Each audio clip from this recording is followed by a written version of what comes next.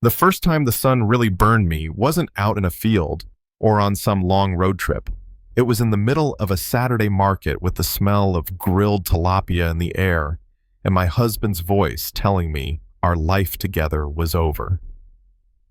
I was standing there in my old cotton dress, dark glasses, hiding eyes that hadn't seen light in years. One hand gripping my white cane, the other holding our baby girl against my chest. She was 6 months old, her tiny fingers wrapped tight in my collar. I thought maybe I'd misheard him. Maybe the noise of traders shouting over each other had twisted his words. But when I asked him to repeat it, he did. Flat, cold, like reading from a script. "It's over. Don't come back to my house." And then I smelled her. Perfume so sweet it made my teeth ache. I didn't even have to see to know it belonged to the woman he'd been disappearing for. Her heels clicked closer and her voice, smooth, rich, practiced, said, "Come on, handsome. Let me take care of you." I waited for him to laugh it off, to pull me close, to say, "This is my wife, have some respect." But instead I heard the shuffle of his feet stepping toward her. Heard him say her name like it was already precious to him. "Lead the way." That was the moment the market stopped feeling like life and started feeling like a furnace. My heart pounded so hard I could hear it in my ears. "Please," I said, my voice shaking. "Don't do this. We have nothing but each other. Think of your daughter." She started crying harder, her little sobs cutting through the air like glass. His answer was the sound of a door slamming in my face. "You and your mother are my past." Then his footsteps, a car door, and the growl of an engine fading into the distance. People stared. Somebody muttered, "God will judge."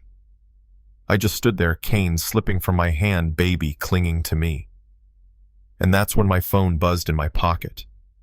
I didn't recognize the number, but my fingers shook as I answered.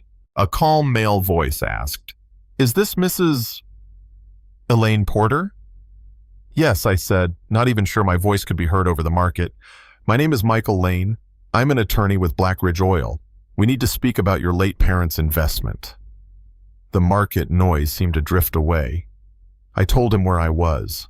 20 minutes later, a driver was guiding me into a car with leather seats and the faint scent of cedarwood.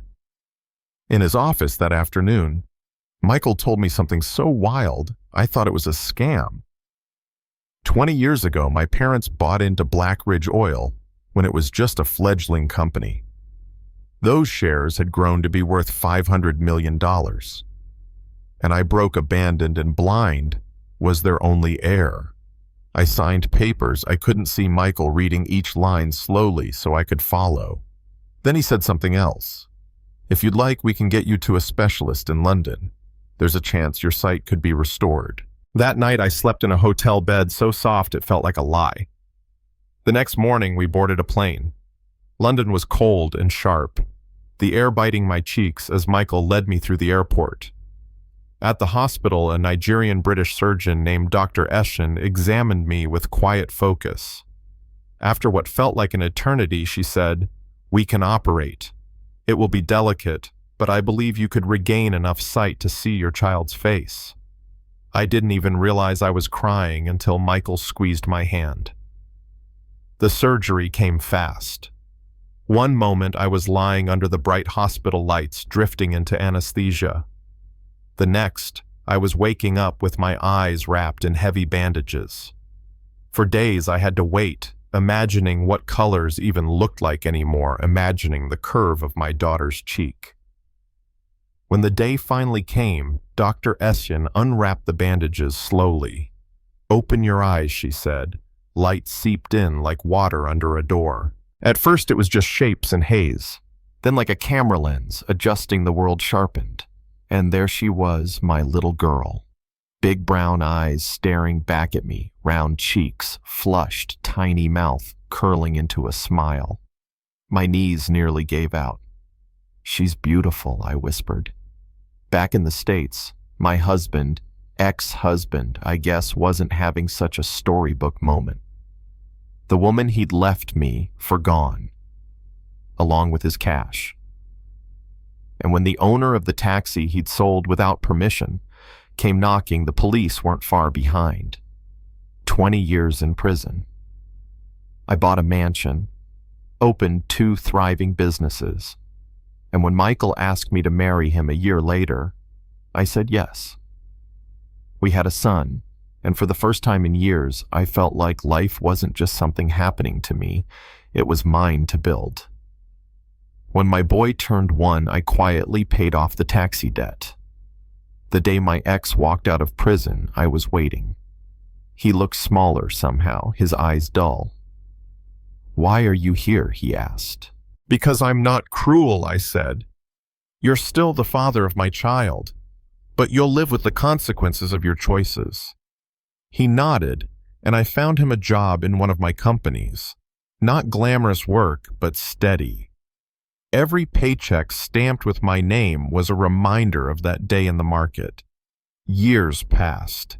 He saw our daughter graduate, get married, have a child of her own. He saw me walk into boardrooms and charity galas, my husband's hand in mine, no longer needing a cane.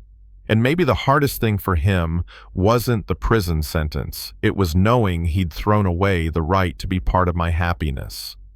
One evening at a family dinner, he looked across the table and said, "I know I've said this before, but I'm sorry." "I forgave you a long time ago," I told him. But forgiveness doesn't erase consequences. And that's the truth I carry. People think the worst day of your life is the one where someone betrays you. It's not. The worst day is the one where you start to believe that betrayal defines you. I didn't let it. I turned it into the first chapter of the life I was always meant to have. So tell me, if you were standing in that market blind, broke, holding your baby, and the person you trusted most walked away, would you forgive them years later or let them carry that weight forever?